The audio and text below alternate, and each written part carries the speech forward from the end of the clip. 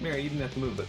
Hello everyone, we're back with more Final Fantasy XIV. Mira was lagging with me for the entirety of my my stream prep there. Okay, as you can see, we're starting to get a new outfit. I actually like this outfit, but we got a King Slime hat still. We got a new book. Look at that book. Excellent. We got a new chest piece. Yeah. Let's pick a new pet for today, and then we'll talk about what we went through. So, quick recap. We got Wind Up Fran. We went into Katisa's Hyperborea yesterday. We got to party with a cool set of NPCs that we normally don't get to use. That's right. We got to go with Emmett Salk, Vana, and Hythlodaeus, which was awesome. We fought our way through to the top where Hermes. We beat Hermes, and then he decided he wanted to hear Medion's report anyway, and Medion, being an Enteleki, took on all that despair that she felt in the universe because of the question Hermes posed. And she went on about how she found various forms of life, dead to plague, just already dead, killing each other, right? She found one race that discovered the heat death of the universe, decided everything was pointless, and was like, alright, well, we may as well just fucking die. Nothing has any meaning. Another one that found a way to improve their life and make themselves immortal, and then realized, oh shit, life sucks, and then they beseech their god to kill them. Yeah, it's a fucked universe. Anyway, Hermes still decides that he doesn't want to just kill Medion outright to stop everything from happening, so he utilizes Kairos to erase our memories, to give us a fair chance to fight back against her, but also give her a fair chance to wipe us out, proving that mankind has the will to survive. So he fucking tosses, they come up with an elaborate scam. Hythlodaeus, Emmett Salk, and Vana come up with an elaborate scheme to get away, where only Vana and your main character do after Vana places a tracker on Medion, basically.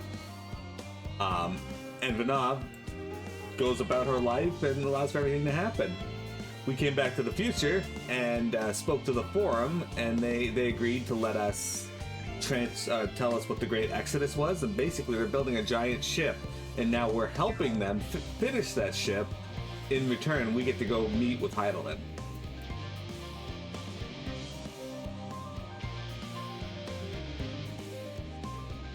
I didn't even know Grace's F was getting a remaster, Chocobo. Do you know which ones are planned? I still have to play Grace's F. The Dwarf friends are searching for refined adamantite and sacred relics. We will only know if they meet your requirements once they have arrived. In the meantime, is there what else we might do at be of service? Ha! You've done more than enough already. If I had to say, though, I could use someone who knows a thing or two about elegant technology. You there, the lad with the red eyes and matching hair. You seem to know more than the average scholar.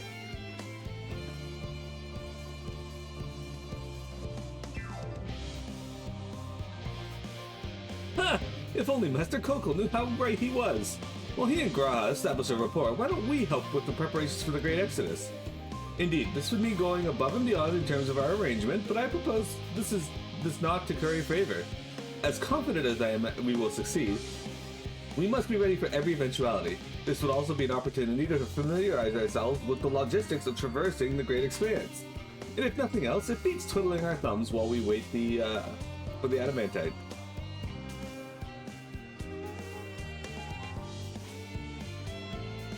Well, ain't you a bunch of helpful buggers? If you have a mind to lend a hand, I know where you ought to go. Shiley and Hamlet is lousy with researchers and scholarly types, busying themselves preparing for the Exodus. Ha! That lot need to keep all they can get. Well then, off we go.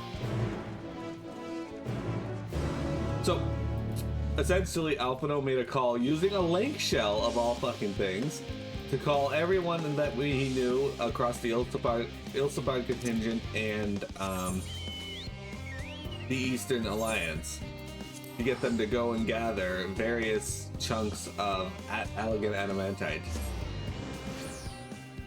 A lot of which is from the fallen shards of Dalamud from the end of 1.0.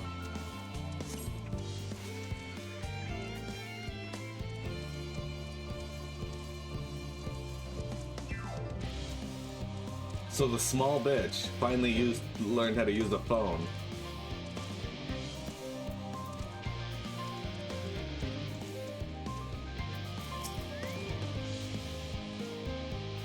From what I can tell, a lot of people actually live down here.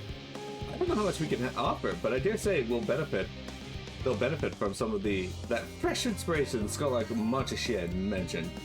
Let's start by asking around, ideally without getting in anyone's way. Let's meet by the Aetherite once our work is done.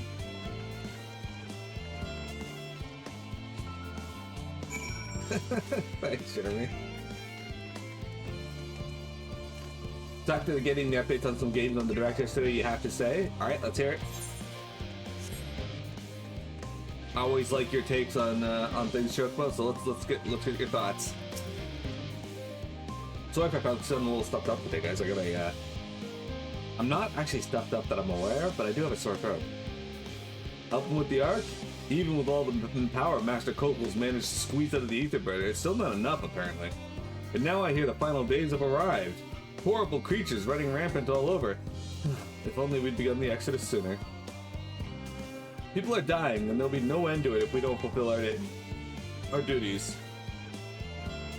But we will. We've spent years preparing for this moment. Believe in the plan, and all will be well.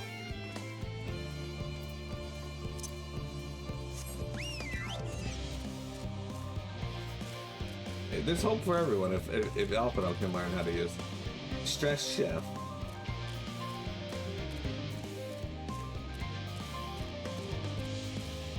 Look at that!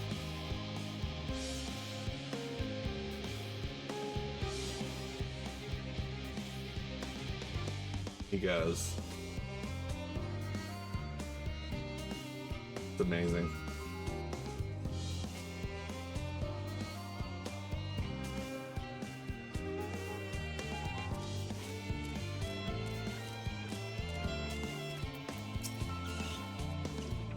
Offering to help? That's very kind, but I should be able to organize the rest of the documents by myself. It's mostly lists of the things we'll need once we arrive on the moon, and then whichever star we choose as our new home. My duties largely concern the maintenance of living conditions, so I'll be a lot busier after we depart. I hear that our lunar collaborators have come down to assist in our efforts. I'm looking forward to finally meeting them in person, after having communicated with them in such a limited capacity thus far. To be perfectly honest, I'm not even the slightest idea of what they look like. I do hope they're not enormous looming giants. Why, I would much prefer something small and fluffy, like that beheaded rabbit that ran by. Well.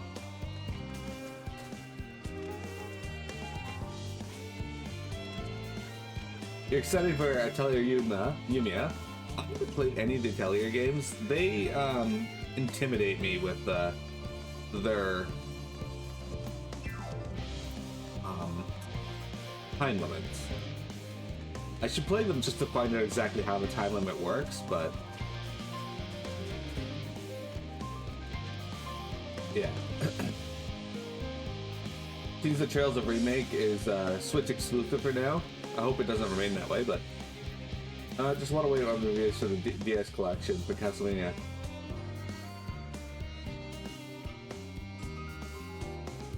Translated the touch controls. Hello, are you one of the new helpers? Working on the Aetherburner? Oh dear, I heard things have come to a standstill on that front. Even so, I'd choose that over my current duties. Checking and loading samples day in and day out, it's tiring, thankless work. Still, no one will be cross if I misplace a few legumes or what have you. The forum's got enough on their plate as it is. What with deciding to get who gets to board the Ark and when, lots of powerful people have opinions about that. My heart goes up to Master Porshino and the others. Hardly get a moment's rest, I expect. Do they even have time to sleep?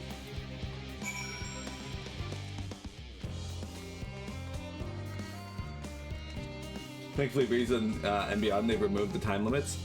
Yeah, so I love to experience games like early on to see how they evolve, as you guys know. And yeah, the Atelier games, the early ones intimidate me because of time limits. I don't know if they're like, so everybody is scared to play Majora's Mask. Well, not everybody, but a lot of people I know don't like or are scared to play Majora's Mask because they don't like the time limit. Until they actually play it and realize the time limit really doesn't matter.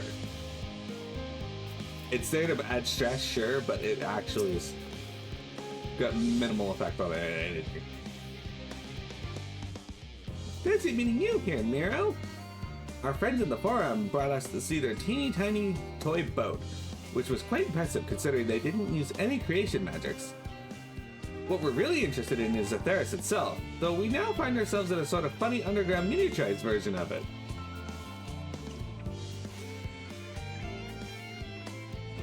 We were hoping the forum would give us a guided tour, but it appears they're rather preoccupied. Honestly, all that time to prepare and they're still not ready? I suppose we'll just have to show ourselves around. Or at least that's what we were planning to do until we chanced upon Ariadne and your good self. Since you're both dawdling about, engaging in idle chit-chat, perhaps you could show us a few points of interest. Won't that be fun? No, it will not be fun.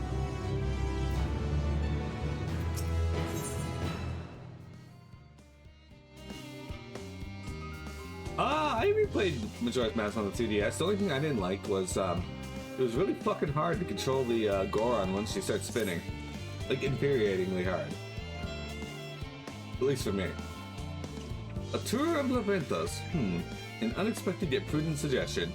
Given the similarities betwixt this artificial environment and Bestaway's burrow, it would be in our best interest to have the Lopporits acquaint themselves with those conditions deemed optimal by their Charlene collaborators. I fear, however, that the continued reliance upon my limited knowledge would risk narrowing rather than broadening their perspectives. Mayhap thou art better suited to lead this venture. What a marvelous idea! Might we begin with the great big what's-it over yonder? Ah yes, the what's-it.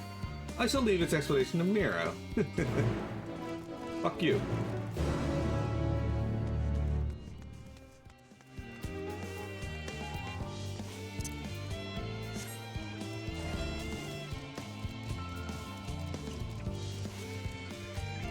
I will fight you, Ariadne.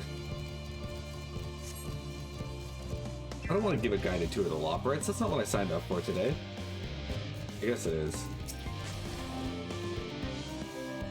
Goodness me! To build something so large without creation magics is positively stupendous! Perhaps you could direct our attention to its most important features?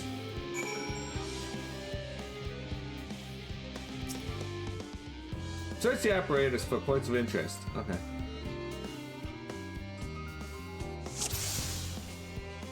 Mushroom-like thing. Well, this is a sculpture of a penis.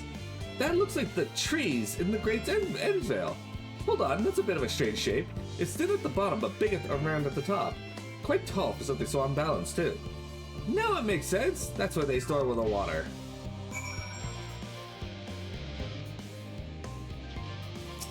Metallic tube. Also phallic.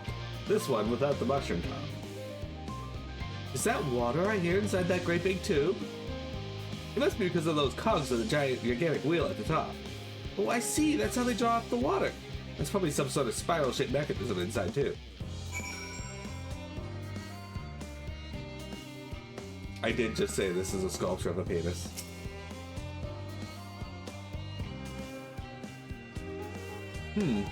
It's a little hard to see from here, but is that a golden pipe connected to the top of those tanks? And I can see the window, in that window, another pipe at the bottom.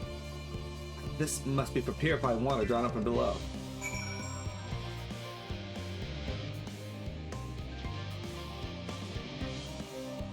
Notice all of these are phallic shaped.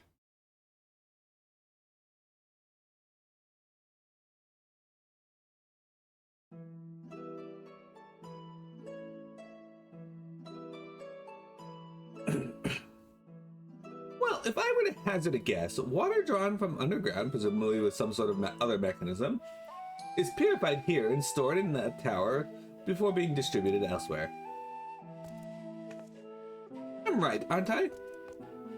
I knew it! A design brilliant in its simplicity. I dare say it would take only a moment to install in even the harshest of environments. For us Lopporits, that is.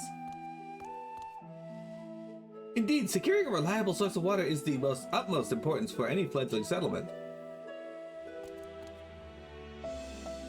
We have read, however, that people of Aether sometimes make their homes in arid deserts and such.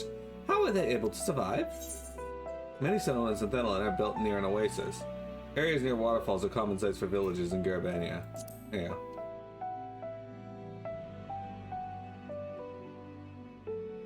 So wherever you choose to live, you're never far from water. Oh dear, I worry we won't be able to procure the necessary amount. We can provide enough water to keep them from drying out completely, but it would appear they rely on it far more than we anticipated. A few adjustments may be in order. Once we've calculated the average rate of consumption per individual. It may also be worth learning more about exactly how they obtain their water in the first place. Master Alphino spoke of the machinery responsible for that feat during our journey to Logisticon Alpha, did he not? Mayhap the Lopporits will share his appreciation for the engineering marvel. Oh yes, that sounds absolutely splendid! We must journey beyond the sanctuary of Charlian Hamlet. I shall lead the way. You mean we have to brave the untamed wilderness? A valid concern indeed. We could not help but notice the many dangerous-looking creatures with big, nasty teeth lurking beyond the safe confines of the settlement. Were we not escorted here by burly custodians, I dread to think what would happen, what have become of us. Regrettably, to many a hungry predator with the aforementioned big, nasty teeth, Lopporits may appear to be potential and rather appetizing source of sustenance. Might I impose upon thee to a secure safe passage to Logisticon Alpha? For my part, I shall act as escort to living way and cooking way. I entrust singing way and growing way to thy care. They don't keep feminine monsters down here, Jeremy. A more valiant protector they would not wish for. Godspeed.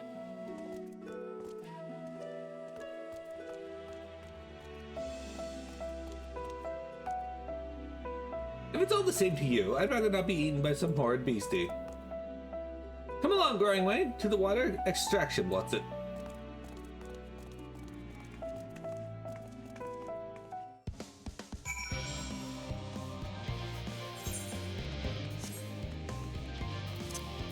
Alright, time to help out the Lopporits some more. Oh, sick. We got our... Alright. Might check our armor on. It's so weird that this music is like going so hard at this part when, you know, it made sense for when Alphino called everyone together. I don't know why they're keeping it up though.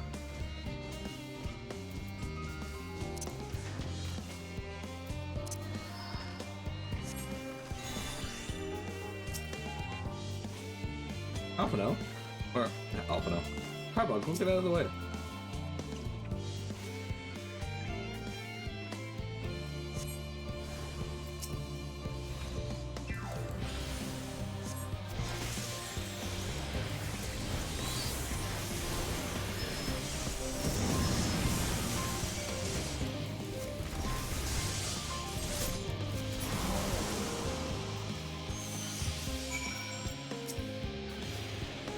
Thank you so much. I really hope this water extraction what it is worth these harrowing experiences. All part of the fun, some might say, but I'd rather not be burnt to a crisp if it's all the same to you. It's not.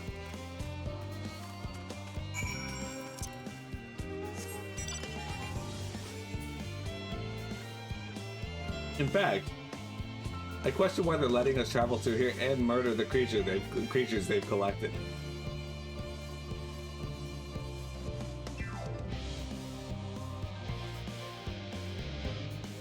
This is a shock and awe of him actually using communication devices.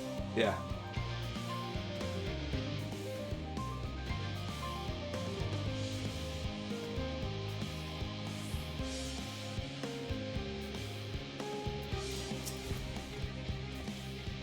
My friends, I bid you welcome to Logisticon Alpha.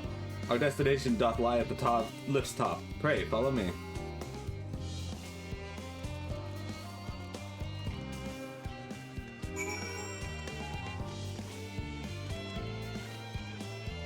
Again, why do I have to go up the lift?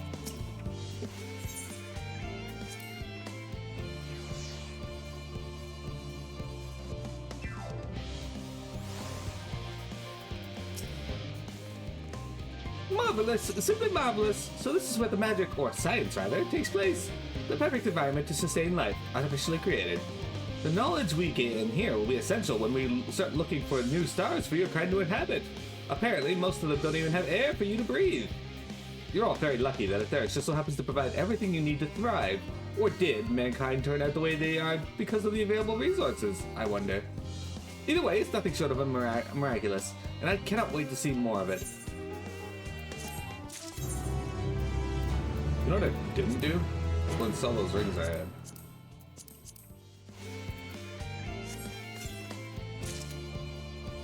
Bottoms of casting. Alright, let's see these. Okay. Those aren't terrible. We'll give you guys a better look at them here in a moment.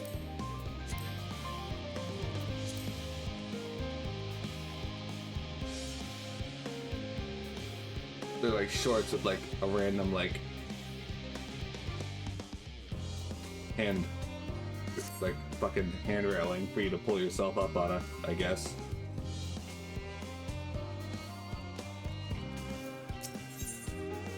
Agriculture shock. This is all very wonderful, I'm sure, but I was rather hoping to learn more about your nourishment provision facilities. In other words, where is the food? I believe both the knowledge and consumables you seek may be found at Merrily Agronomics. As I imagine Singingway and the others intend to study every conceivable facet of this apparatus, was that by so kind to escort our visiting culinarian?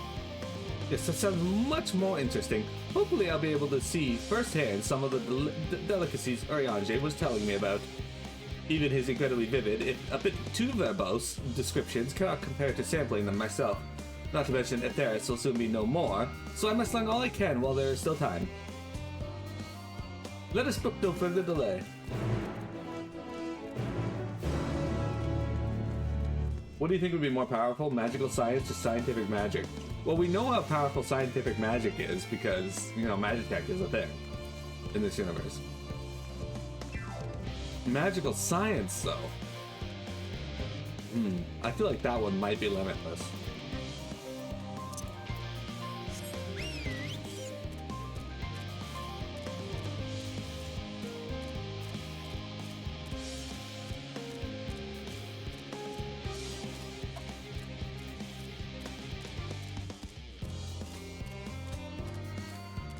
Alright. I don't think we can teleport over here, can we?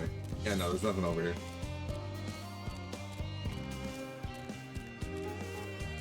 This little fuck didn't even care. He just ran out. All the others were like, oh, we're too scared to go into the wild. This one was just, nah, fuck it.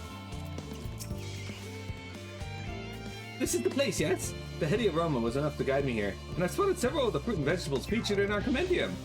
I'd dearly love to try some, but I read that those who help themselves to a farmer's crops without permission are often caught and put into pies.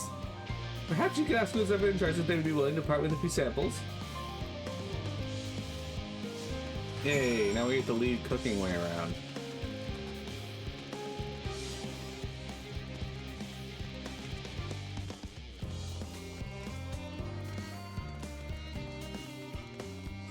Jeb key. Oh, what a fine mess this is. Ah, it's you, the one who climbed down the mine shaft. I'd show you right if I could, but I'm rushed off my feet preparing for the exodus. And I'm not the only one. We've got to find a way to do what we do down here, up there. First on the moon, then whichever star the form decides will become our new home. It's all so sudden, so unreal. Don't you want to go to the moon? Well, it's better than waiting for the final days to claim us. But no matter how carefully it's all planned, we'll never be able to take every variety of flora and fauna with us. Even the ones we can take may not survive in their new environment, so many species doomed to extinction. Sorry, that's not what you came to talk about, is it? Nothing quite so dire, I assure you. We merely wish to sample a little of your produce, if we may. By all means, help yourselves. Much appreciated, my good fellow. So, where to begin?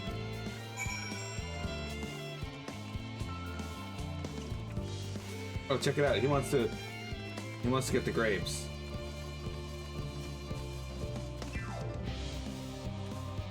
Yes, the grapes.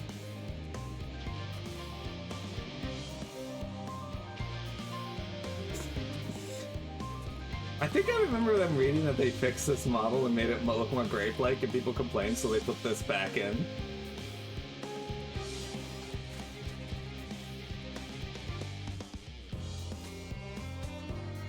Where do I rank it in the FF series? I actually really like 16. But I'd have to think about it some more, so I don't 100% know. Oh, I know what these are. Grapes, yes? Let's see if they're as delicious as they look. I don't think that looks delicious. So sweet, so sour. The taste is much like a ripe philosopher's carrot, and yet the texture is entirely different. The contrast between the outer skin and the fruit within is most peculiar. Though far from unpleasant, yes, I think I'll try another.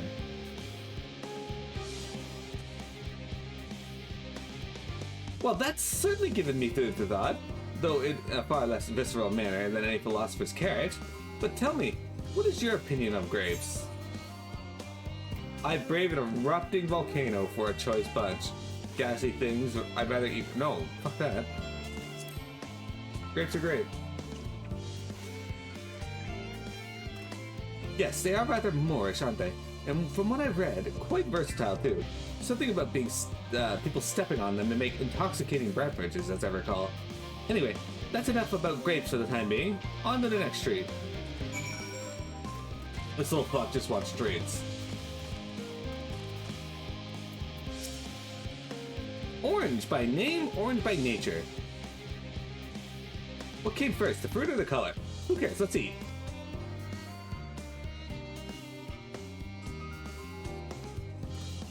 Yes, that's... Equal parts sweet and sour, as with the grapes, yet nothing alike.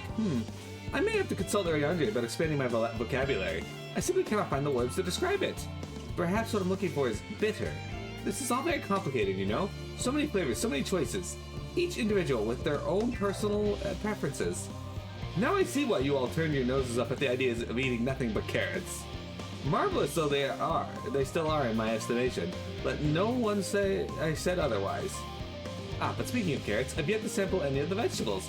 Let's see what's in that field over there.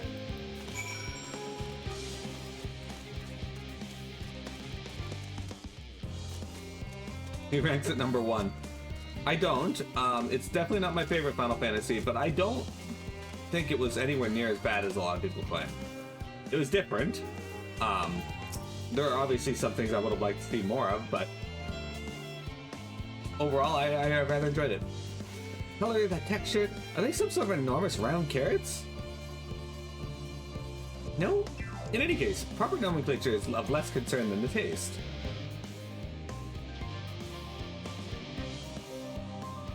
Blech! It's so hard and flavorless. I may as well be chewing a piece of wood. But that all but confirms it. These are nothing more than misbegotten failures, masquerading as goodly carrots. Stop, stop, stop! Can't you see these are pumpkins? And no one with any sense would try eating them raw. You're supposed to cook them first. Do you not find it an awful bother? Far from it, cooking is a joy unto itself. And what's more, it broadens the range of ingredients that we may safely eat. And above all else, cooking allows us to draw out the full potential of our produce. Pumpkin stew has been one of my favorite dishes for as long as I can remember. And perhaps even these hard blocks of plant matter can become as delicious as the orange I sampled. I wonder though, if there is anything even more delicious, how about that yellow fruit over yonder? Oh, we're gonna feed him a lemon? Is he gonna get a lemon?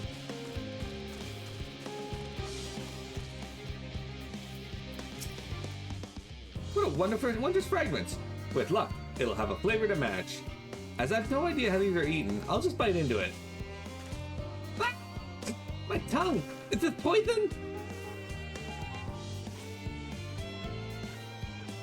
A lemon? You mean it's supposed to taste like this?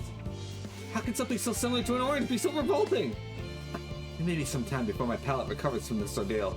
As such, I'd best call an end to this round of sampling. Let's say our farewells and return to the others.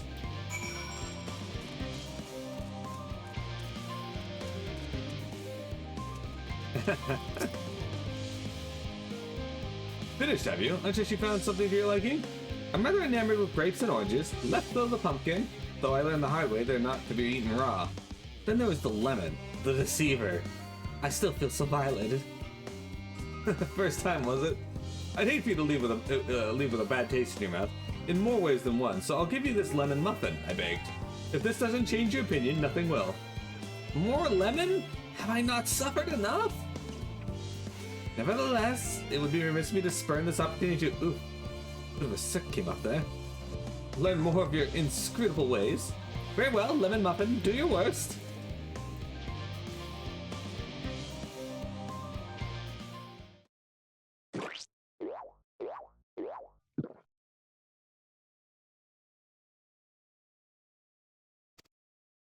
This is delicious!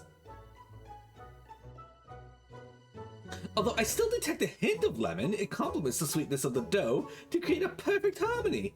I never would have guessed its vile bitterness could be utilized so elegantly. My good chap, this is simply breathtaking. See, we rarely use lemon in its natural state, but it has a starring role in all sorts of recipes, and the same is true for many other ingredients. It comes down to making the most of resources at our disposal, and sometimes that can even be the difference between life and death. I know we won't be able to take every species with us. No doubt the Forum agonized over what was worth preserving, and what will be consigned to history. Hard choices, but make them we must if we're to survive. Strength of will. Now I know what Heidelin sees in your kind.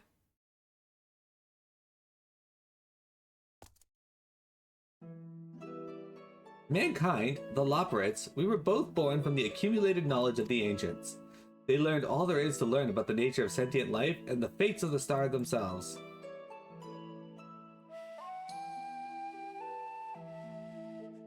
Once the civilization has fulfilled the basic requirements for survival, it will inevitably seek to eliminate all forms of negativity and achieve perfection. And therein lies its folly, and its downfall. For perfection is an unattainable ideal. It is the paradox of the immaculate carrot. Yet civilizations since time immemorial have deemed the pursuit of perfection as progress. They pay no heed to the costs incurred in their futile quest, and all too often become the architects of their own demise, their dreams forever unfulfilled. What then is the alternative? The answer lies in knowing that our existence can never be perfect, to be content with what we have and make the most of it.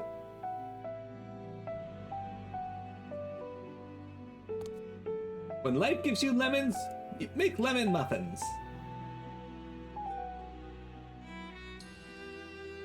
Pardon my Eorzean, but what the seven hell's you on about? And who are you anyway? Cooking Way, at your service. I'm here to help prepare for the trip to the moon. And once you get there, you'll be able to try my carrots. I've been growing all different kinds. But don't worry, there'll be room for your crops too.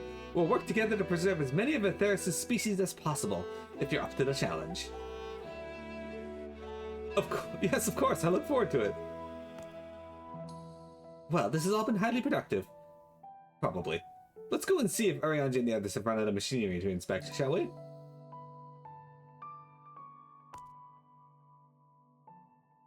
Aw, I feel like our Lopporit friend here, Cooking Way, made a friend. They'll be scissoring in no time. Okay, give me a sec, guys, and we will be right back.